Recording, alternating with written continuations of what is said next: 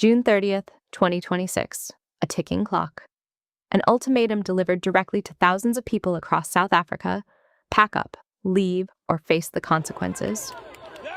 This wasn't a historical movie scene. This happened just months ago. It was the climax of a massive, citizen-led movement known as March in March. What started as a vocal demand for strict border control quickly spiraled into a high-stakes standoff that left streets empty, businesses shuttered, and a nation completely divided. To its supporters, it was an act of survival, a defense of jobs and infrastructure. To its critics, it was an alarming spark of xenophobia. Today, we pull back the curtain on the movement that pushed an entire country to the absolute edge. To understand how we got here, we have to look at the pressure cooker beneath the surface. South Africa has long grappled with staggering unemployment rates, a strained healthcare system, and a crumbling local infrastructure. By early 2026, that frustration found a focal point. Leaders argued that illegal immigration was paralyzing the economy and starving local citizens of opportunities.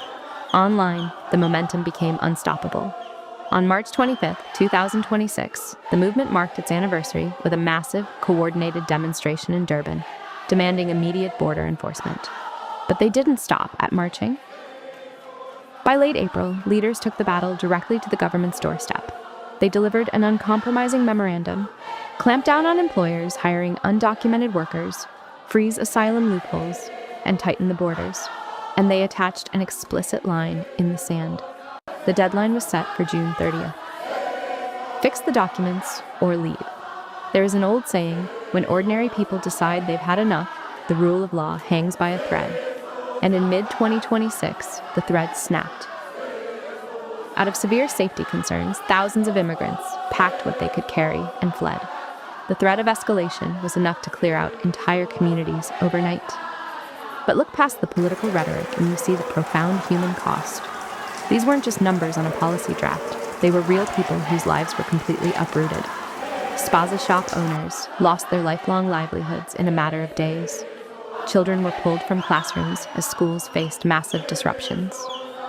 Families were torn apart across borders, leaving a generation of children carrying the silent, invisible scars of anxiety and trauma.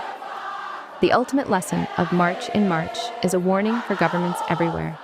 When leadership fails to address structural crises early, ordinary people are left to suffer the consequences, both the citizens fighting for a future and the migrants fleeing for safety. There is a razor-thin line between demanding legal accountability and descending into chaos. The true challenge moving forward isn't just about drawing borders on a map. It's about fixing our system before we lose our shared humanity. What do you think? Was this a justified push for national sovereignty or a dangerous tipping point? Let us know in the comments below.